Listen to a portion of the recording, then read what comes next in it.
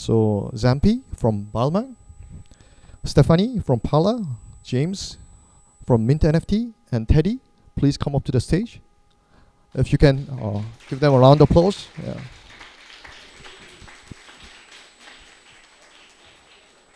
You can take off the mask. The speakers can take off the mask. Yeah.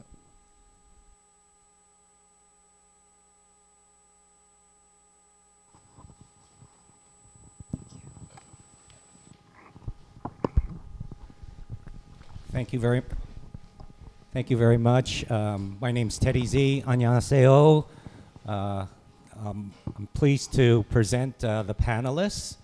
Starting on the far side is Stephanie Kim and Txampi and James. So please welcome our guests. So we're going to jump right in and talk about how Web3 and fashion are intersecting. And we want to start with Balmain, Txampi, who's the CMO.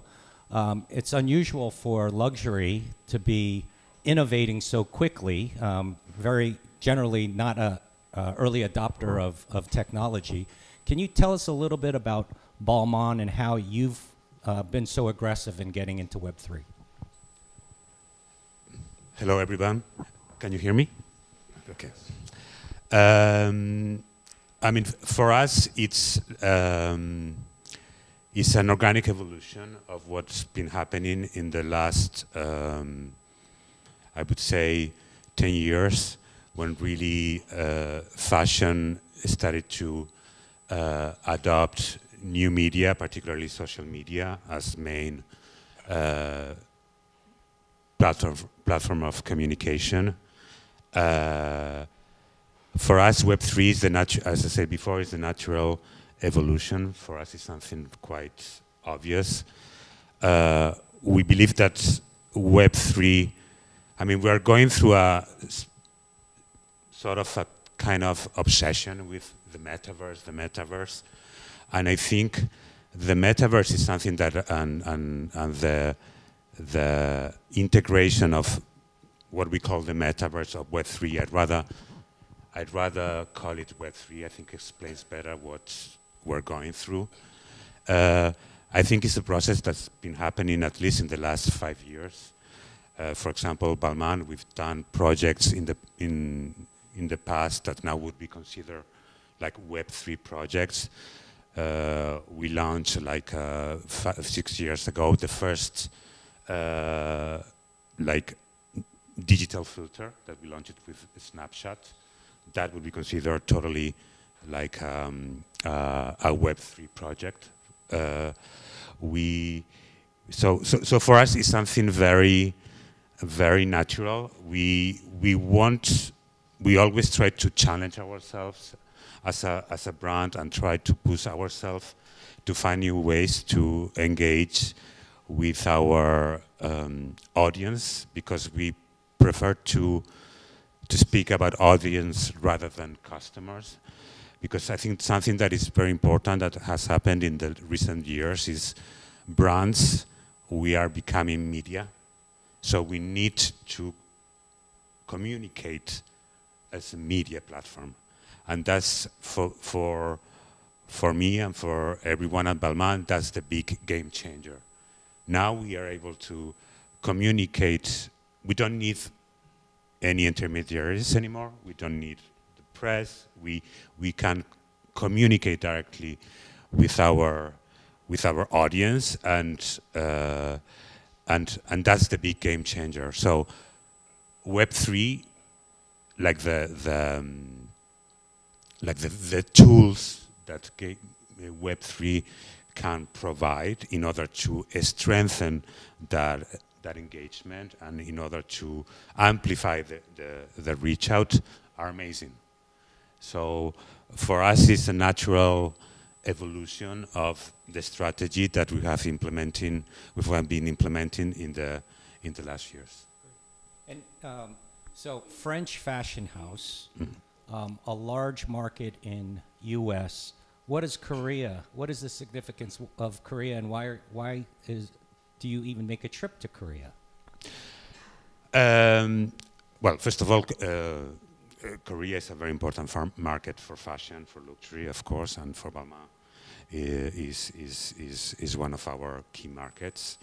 And also, what's happening right now in Korea in terms of entertainment and technology is very interesting.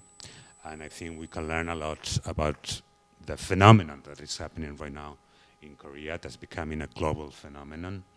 For Balmain Entertainment is one of the pillars of our marketing strategy.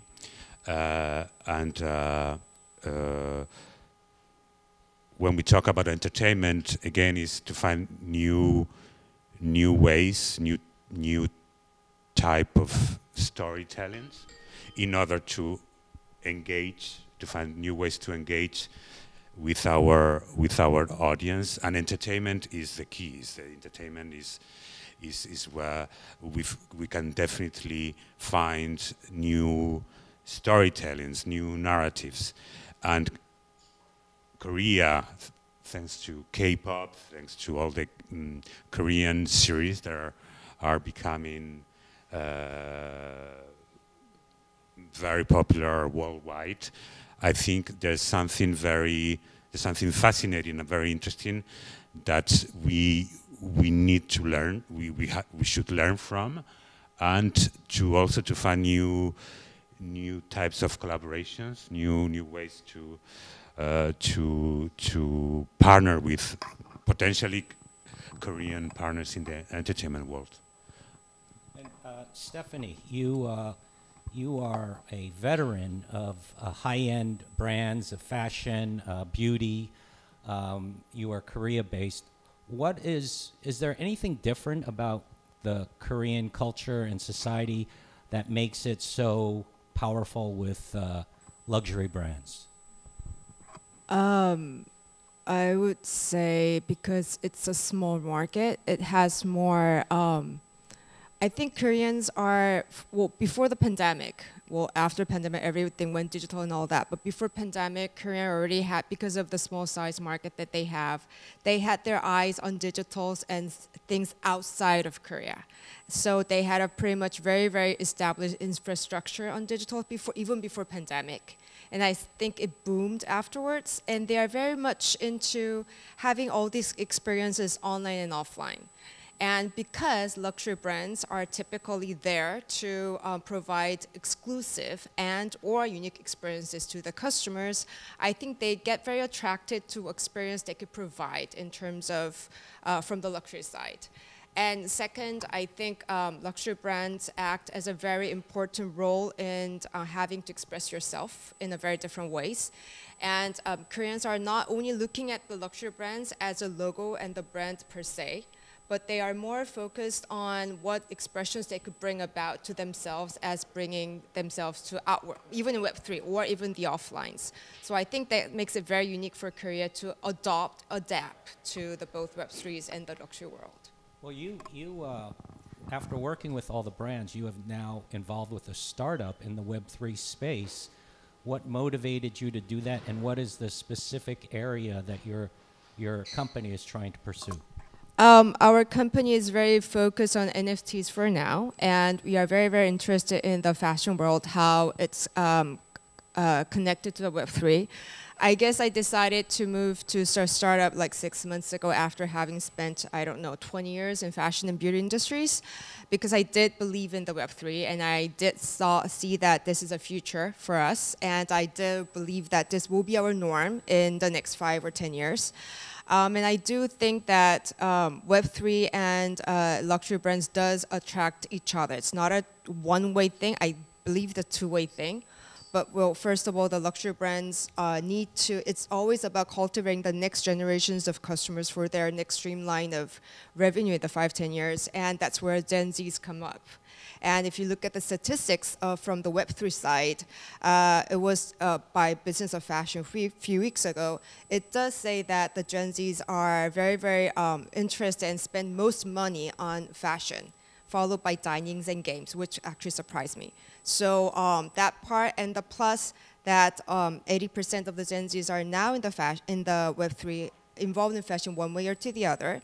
But on the other side, it was said that, as all you guys know, fashion industry is a huge business. We know it, but we don't realize it, that fashion industry touches every single one of us 24/7 the whole day. And it's a 2.5 trillion business overall. So I guess it makes more sense that Web3 and luxury brands are tracked to each other. And we are, Pala as a company are also very focused on that part. So we are doing a lot of collaborations with fashion industries. Like we did a very big collaboration with Vogue and GQ and also Marie Claire the other day. So I guess it's very in line with what Txampi just said. It's a brand has to be the media. And I strongly believe on that, and I believe that that's where we are really focused on that part. So it's interesting, you say fashion touches all of us, but honestly, Web3, crypto, NFTs can be a really alien experience. I don't even know how many people here have a MetaMask wallet. Surprisingly, that's a lot. Surprising a lot, even though it's a little. So. James, we're at a Web3 conference. Yeah. Yeah. So James, talk a little bit about how you see how to bridge those two worlds and the importance of that. I'll give you one example story. It's not Balmain, but there's another luxury house that did a study of their own employees, and so they gave NFTs out to their employees to see if they knew how to claim it, and they're free, but see if they could claim it or not on their MetaMask. And it was 600 employees, and it was an email with a directive, with directions, and only 80 people were able to successfully claim their NFT. And these are employees, and so this company said, there's no way our customers are ready for a decentralized experience with all the friction that there is with NFTs. And so I think that in order for the mainstream to happen, we've kind of gone through the first phase, and that is, thank goodness we have brands like Balmain and like the GQs of the world that you guys did collabs with, because that's going to get the awareness. So we've all read the headlines. We've all seen this brand did this. Recently, Starbucks announced a very big Web3 initiative called Odyssey, which is basically putting their loyalty program on the blockchain for rewards and digital rewards as well. That is a very, very big deal. That is not a Web3 company. And so I think what's happened is the first version is PR and awareness. Now the second is going to be actual adoption. So we've all read it. This whole room read about Web3, but about 10% had a MetaMask. So it tells you that the adoption curve is not there. Now I think it happens for two reasons. I'm simplifying the word or the world. I think it's because number one, people are scared of doing a secure transaction, remembering their passphrase or seed phrase, clicking the right links, because we're all scared of losing money or value. So I think people are afraid of the process of doing it wrong. The second thing I believe is that there is a bifurcation of what brands are aspiring to do versus what their customers are actually doing. So it's great that the brands are pushing the aspiration, but the consumers are not necessarily adopting it. They're viewing it, but they're not consuming it at the mainstream level, because the brand handshake with the consumer has to be simple, safe. And that handshake right now is not simple and safe. So I believe that that's one of the big areas of opportunity for Web3, is creating bridges and handshakes between the brand and the mainstream customer to be able to transact. Okay, so we lived in a world that 6 months ago, 9 months ago, it was booming. People were instant millionaires overnight, and now we're in the crypto winter. Tell us how you have approached and how you and your business are tacting in this new reality of no longer speculation. Is this for me? Okay. I ran out of breath from my last answer. I think that this is healthy. And I know a lot of us have heard that. And some of you that have lost money, you're like, it's not healthy. And I understand because I've lost money too in terms of asset value. But I think it's healthy because when you have so much speculation, some of you are too young to remember this, but during the dot-com days, a company that does have nothing to do with a dot-com just changed their name to a dot-com and their valuation went up. That's speculation, right? And so in the crypto industry, we've had a tremendous amount of speculation. We've had a tremendous amount of rug pulls, scams. When money is so loose and it's easy to make money, you're going to attract the bad actors. And there are bad actors in crypto. Let's be honest, there are. And so, but you have bad actors everywhere. And so it attracted that. So I think this crypto winter is time where there's no more speculation and it's time to build real infrastructure, real solutions, real applications. I love this time in our business because I tell my investors, if you want us to flip a coin, and that's what, or flip a token, and basically that's where you want to make money in the next 18 months, that's not us. We're building a Web3 framework and a platform and working with brands that care about the long term. And so we're in it for 7 to 10 years. So we have a whole different perspective, which I actually appreciate in today's market. We often talk about value with NFTs, and I know a lot of average, everyday people say, why would I get a JPEG? Why is that valuable? In the fashion business, like Stephanie says, it touches all of us literally and figuratively every day. We all like to be able to touch and feel and wear. Txampi, how do you marry this digital world with physical goods? Is that an important element, or do you see them as two separate worlds? No, actually, what I think is fascinating with Web3 is actually the digital world and the physical world are coming together. And we're offering a 360 experience that is both digital and physical. And that's what is fascinating.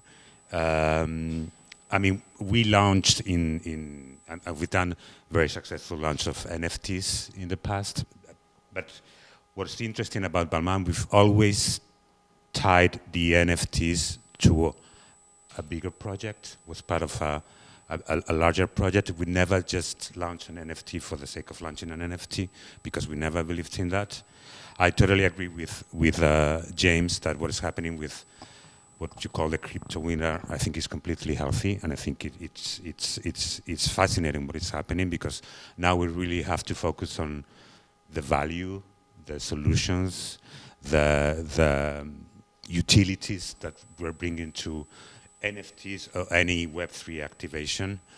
And the possibilities are amazing. And the perfect example, now that I'm talking about Balmain NFTs, is how our approach to NFT has evolved in a matter of months. We launched what we call the Balmain thread, the Balmain NFT, meaning Balmain non-fungible thread. And for us, the Balmain thread, basically what we're doing is activating our Web3 community. We just, we announced it initially in May when we announced our partnership with Mint, because Mint, they are accompanying us to develop our Web3 strategy. And a month ago, during the Balmain Festival, for those who don't know the Balmain Festival, we every year, once a year, in the last 3 years, we integrate our Balmain show in a music festival, and the show becomes one of the performances of the festival.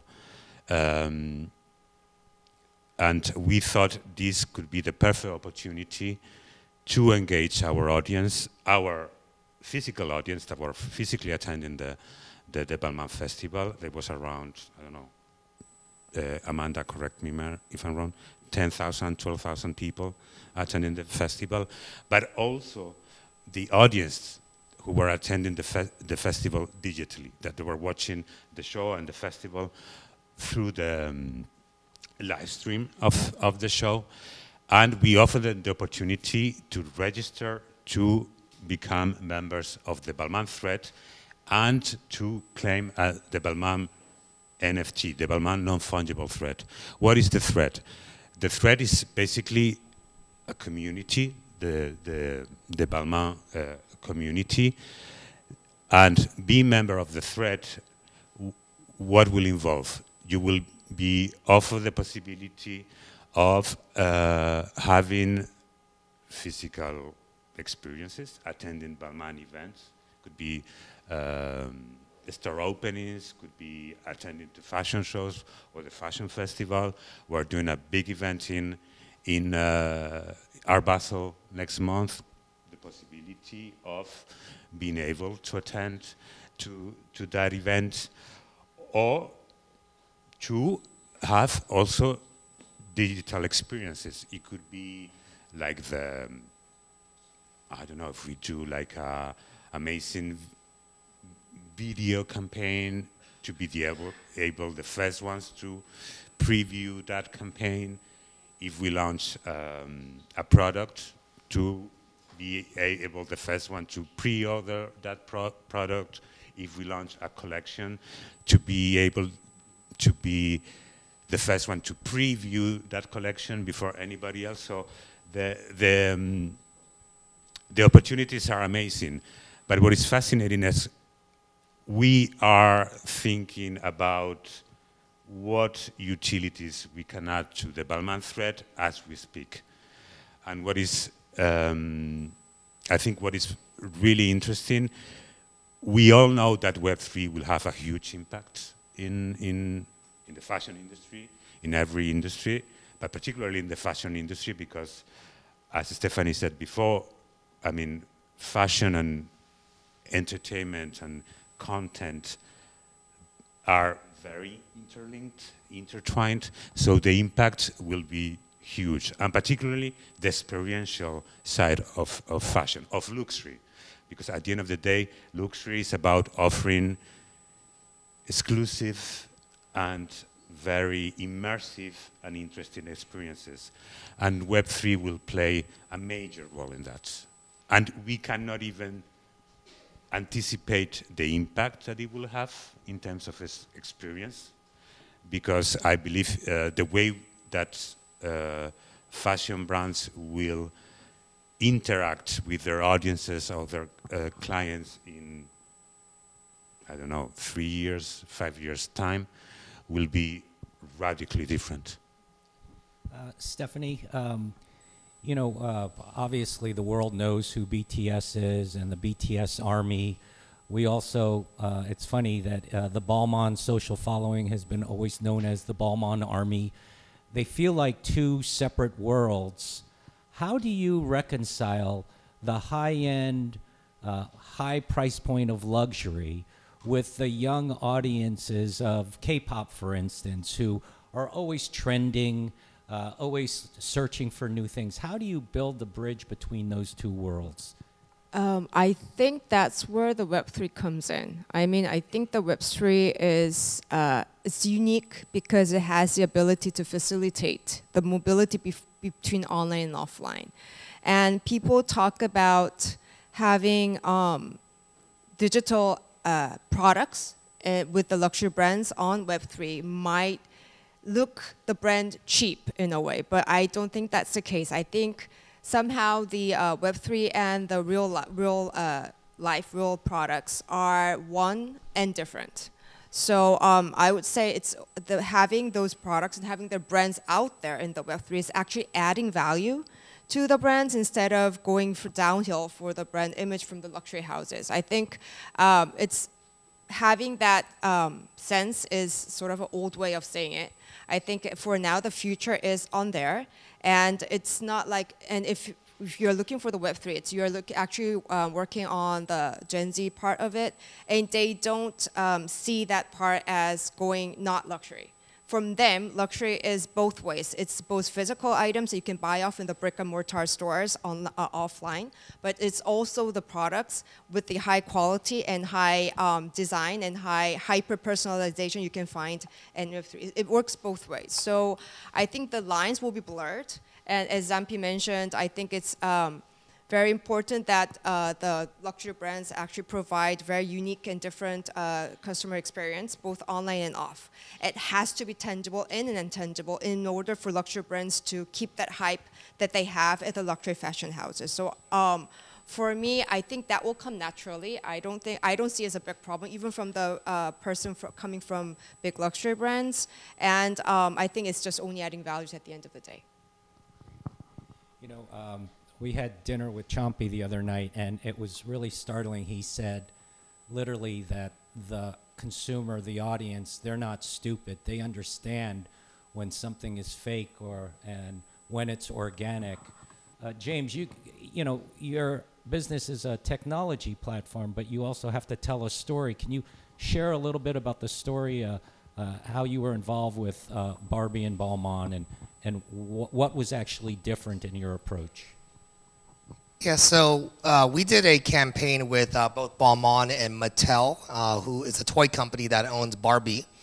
And when you first look at it, when I first looked at it, I thought, Barbie and Balmain, do they attack the same market? And I realized I was asking the wrong question. The right question is, where is the intersection between these two content media players that can make this story interesting? Because if they're the exact same, so if McDonald's partnered with, I don't know, Burger King, which they wouldn't, but there's nothing interesting about that. But if Kentucky Fried Chicken partnered with, I'm not sure, let's say Nike, you might go, huh? Why? And now if this story is not genuine and it's not authentic, then it feels forced and it feels awkward. But when it actually does come well together, I think it could be amazing. And the Barbie Balmain campaign got 1.2 billion impressions, no media buys. It generated 20,000 wallets in a matter of 2 hours. Amazing campaign. And so what I learned from that is, if you could combine two brands that have very deep stories and handshake them and intersect them where the consumer goes, aha, that's very interesting, then I believe that NFTs and Web3 is the perfect area, because the smart contract also outlines who's involved, who gets what, and so it's very transparent as well. So I think Web3 is a unique way of collaborations that other mediums may not have provided in the most transparent way. Txampi, you know, we tend to lump all the luxury together, and I know Balmain is very different than a lot of the other players in this space. Can you talk a little bit about that and why that allows you to explore and innovate in a different way than some of the other brands?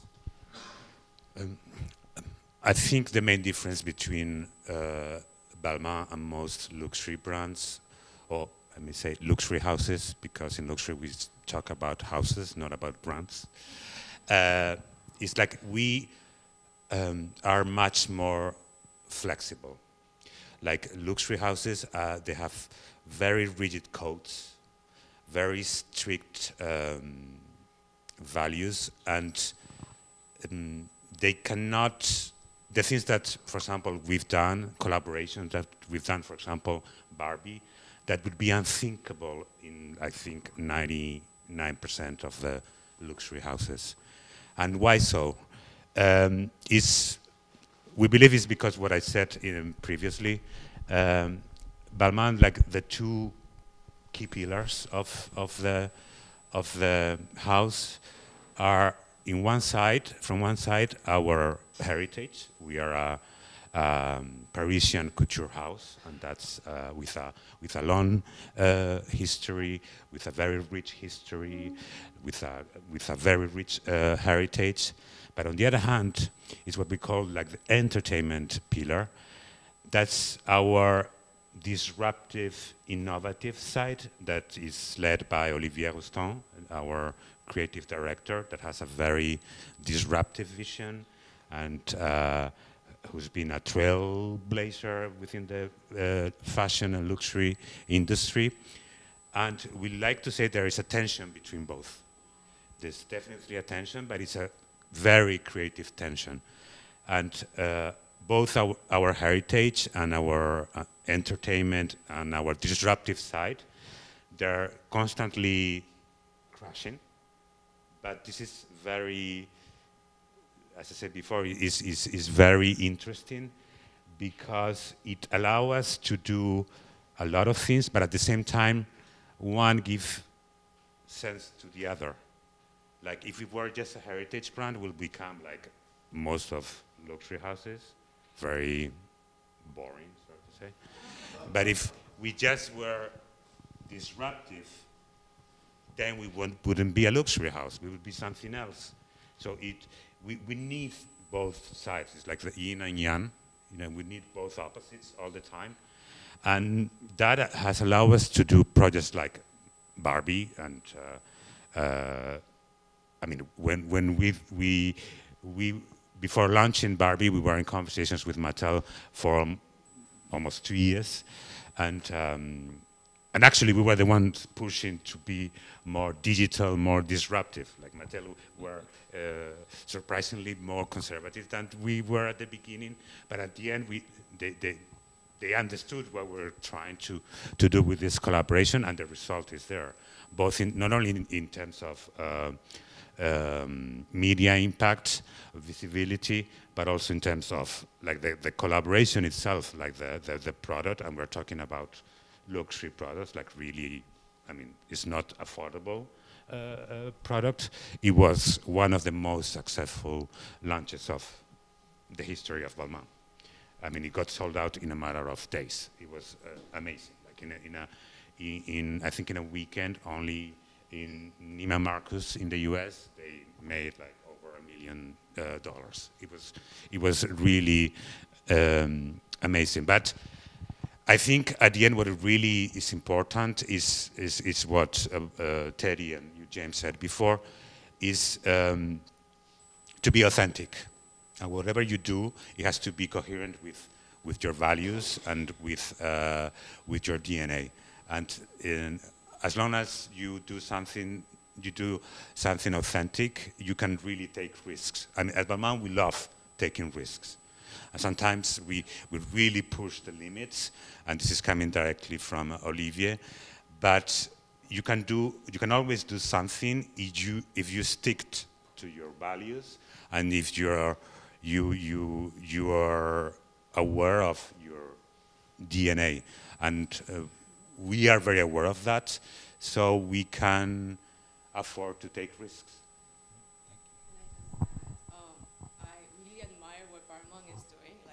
Because we just launched our own NFT project last August, which is called Allah, and that's very much focused on providing intangible experience to the end customers.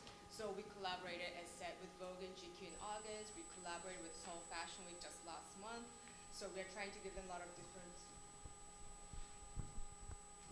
We are trying to provide different experiences to end users. And after that, we tried to reach out to the luxury fashion maisons, I would say, in Paris to work on collaborations. And they were very skeptical of the whole experience. They know that Web3 is coming, but they would first talk about just marketing side, because as Txampi said, the story has to be genuine. But they were talking about touching the surface of the marketing. They talk about the revenue, and they talk about being risky and having the bear market. But I think this is the time where you really have to invest in Web3 in order to really push and be out front there when the market is again on the top. So I really admire what Balmain is doing, and I hope all the other fashion houses will have that adventurous side from them to be really looking into the future. Because I heard someone said the other day that the luxury houses should not focus on the 8% of the revenue today coming from Web3 and digital, but 35% of the revenue coming from in tomorrow. So I really admire what Balmain is doing. I just wanted to point it out. I mean, something that you need to bear in mind is like the luxury industry, and we've discussed this before with Teddy and James, is probably one of the most conservative industries. It's a very conservative industry, and it always takes time. I mean, the perfect example is when we launched our Instagram account. Balmain was the first luxury house to launch the Instagram account. People thought, the other houses thought we were crazy. They thought that they were going to destroy the brand. That's how can you use Instagram to communicate on luxury? And we completely believed in it. And the results 10 years later, or 11, I don't know, 12 years later, are there. Now we are probably one of, maybe the only one, but luxury house that has been able to build an audience, thanks to Instagram and other social media platforms, organically. Because we did it before anyone, and when it was possible to build organically an audience. And not only that, and this is from data from Instagram and other social media platforms, our audience is much more engaged, is much more loyal, because it's an organic audience. And now, just to get back to your point, all the big luxury houses are investing on social media. And now most of the media investment is dedicated to social media, when, 10 years ago, they never could have imagined. So they will get there. And I'm sure with Web3, because now everything happens faster, they will get there faster. And because there will be also a demand from the market, and demand from the customer to use Web3 and to offer Web3 experiences. It's funny how fashion is supposed to set the trends, but in fact they are very late and they're very conservative. I mean, I've been there, done that. It's been a difficult time. So Txampi as CMO and of a fashion house, everything is about trends. It's always about change. They're adopting to this change quickly. My last question is really for Stephanie and James.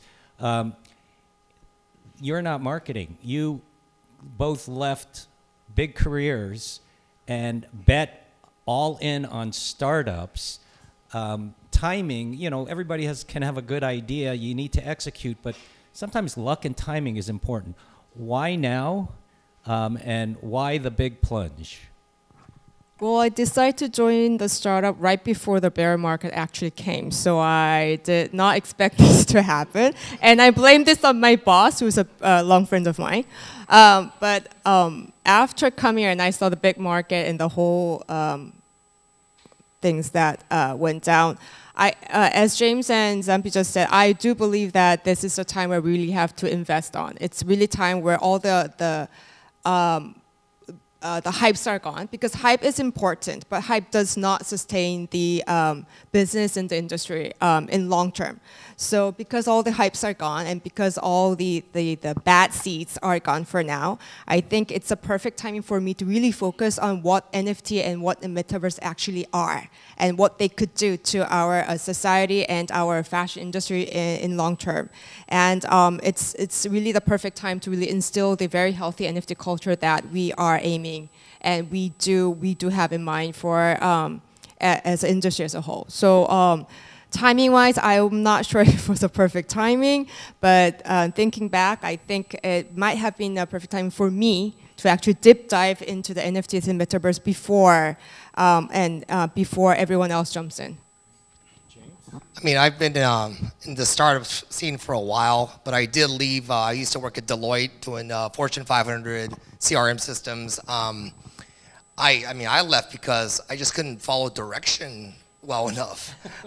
And I just didn't like people telling me what to do. But I mean, kidding aside, I think for Web3, to me, this is an absolute opportunity that if you miss, shame on you. Because when the internet came and you missed it, it's kind of shame on potentially all of us, because it's like, what is this thing, right?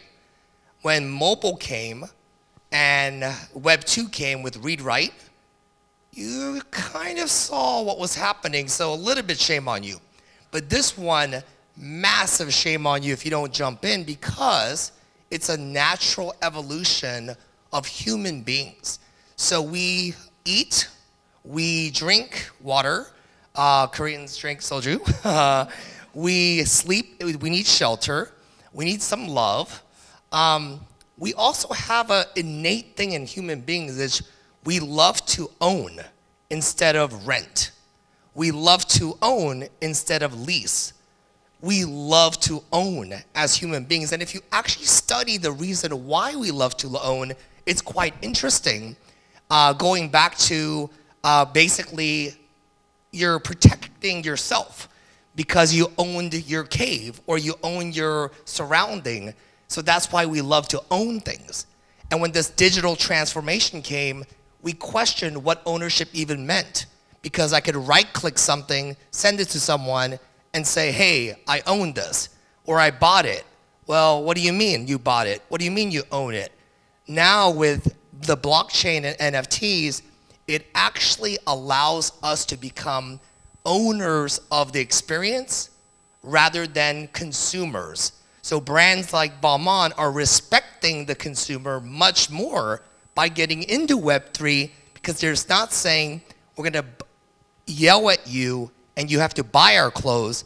We actually want you to become part of our brand and own a piece of it as we digitally market. And I think that's a natural evolution of human beings. And so because it's so innate, that's why I'm all in, is because it's so simple to me. It's like drinking water. It's like having shelter. We like to own. Do we have time for questions, or? Can you stand up and speak louder? So you talked about combining physical ownership, and I want to know if Balmain is considering doing the verification process onto the blockchain, so that, for example, properties in the recent. So, could you? I couldn't hear the end of your question.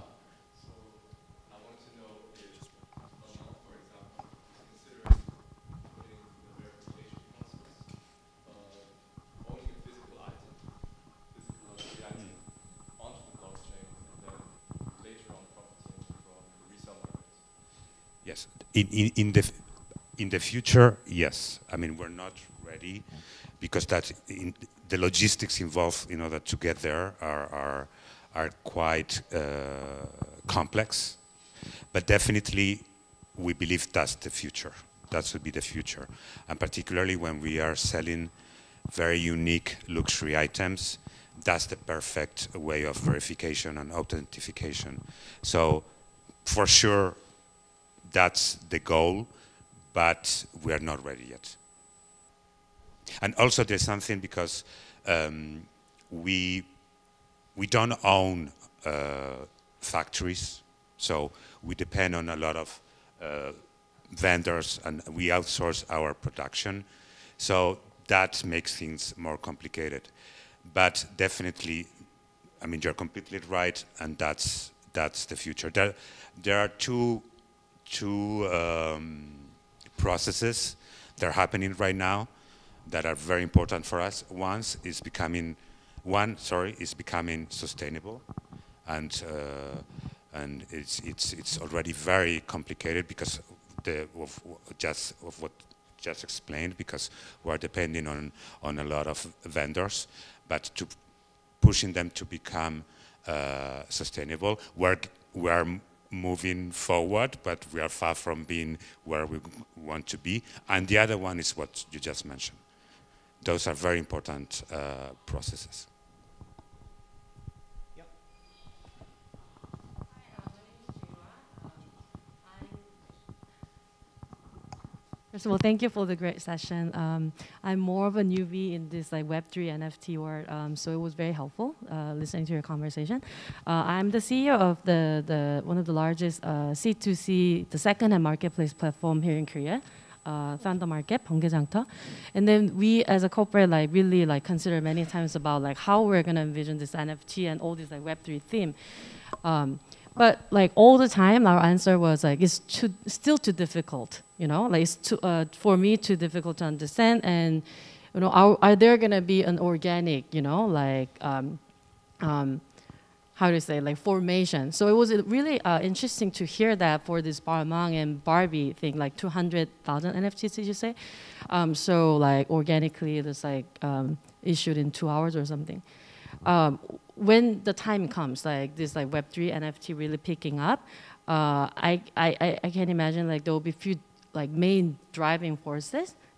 Like, how do you envision like those driving forces will be? Is it gonna be like, should we wait till like some organic like you know attention to be formed, or do we you know like as a corporate like you know like try to make some movements around here? Yeah, you know, I could address that. It used to be that you had to buy NFTs with crypto. So that was problem number one. Now you could buy NFTs with credit cards. So that helps a lot. Another problem is that you typically have to buy NFTs with the decentralized wallet. And setting one up is kind of cumbersome. It's very confusing.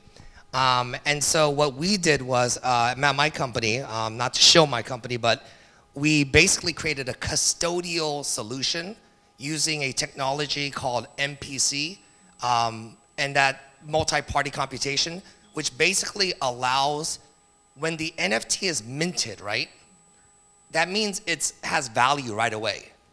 So someone has to hold that value. So where do you put it? The value, which is, or basically the private keys. So you have to put that somewhere very secure, otherwise someone could just take it. So once it's minted, the brand needs to hold it in a custody, like a bank. Or they have to hold it themselves, but brands don't have that technology. The only guys who have real deep custody solutions are the international and national banks, like the Bank of America. They have custody solutions, Morgan Stanley does, Goldman Sachs does. And so we provide a custody using cryptography and a very high secured mechanism so that they don't have to worry about the seed phrase, they don't have to worry about someone taking the NFT. And then when the customer wants to buy it, we also custody their wallet so that they could do it with an email address. So they set up an account with us, they get a dynamic wallet, it's on chain, and so then a transfer happens between Balmain and they give it to the customer, and the customer never had to know a passphrase or set up a decentralized wallet. So now they own it on chain, it's custodied, so they don't have to worry about losing it. And then once they decide to take it, when they're ready to take it to MetaMask or take it to OpenSea, take it wherever they want, then we allow the off-ramp.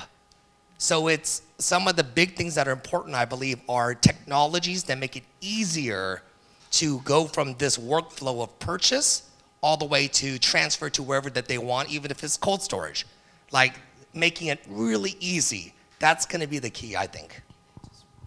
And you also don't want to have to talk technology. You want to tap into the behaviors that consumers already deploy and are used to. They're used to having bank accounts.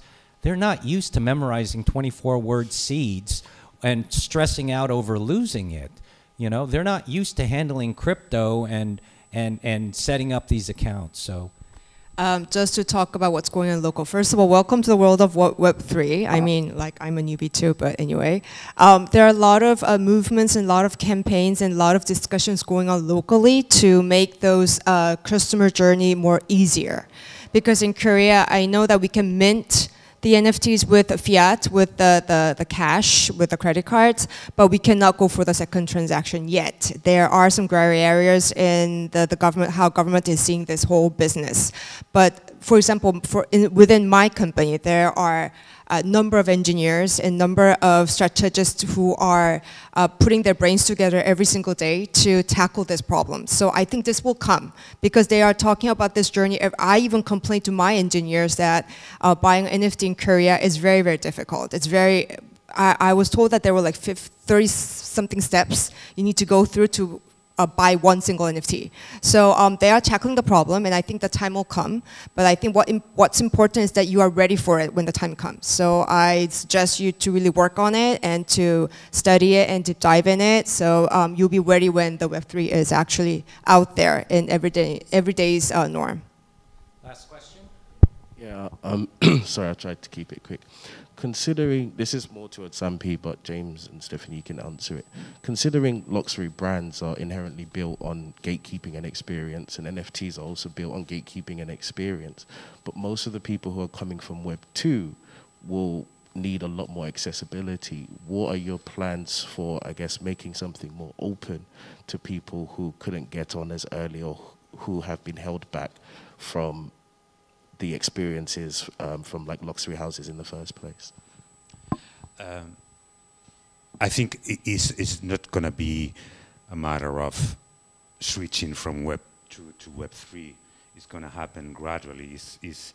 I mean, the way I'm talking about Balmain, and I think what is also interesting about adopting Web 3 is like every brand has to find its own way to embrace and integrate Web 3, because otherwise, as you said before, it's overwhelming. You cannot switch, and we need to first of all educate from the Balmain point of view internally, all our teams, because it's something new for everyone. But for our customers, is what we are doing right now. We are selecting punctual projects where we're integrating Web3 activations. So little by little, they get used to this new way of experience Balmain. And right now we are more in a phase of recruitment, you know, and a phase of we just launched our Balmain thread that is going to become in the future our Web3 community. And there's definitely an interest, because in a matter of hours we got 5,000 people registered to become members of the Balmain thread. Now we are in the process of what are we offering to this community. We have different ideas that we'll be implementing gradually in the next months. So I think it's up to every brand, no matter if it could be like entertainment, fashion, music, whatever, to find its own way and to find the right projects in order to engage our audience, our consumers, into Web3. I think that's about all the time we have. I wanted to thank our panelists today who came in from Seattle and Paris and but anyways, let's give them all a hand. Thank you.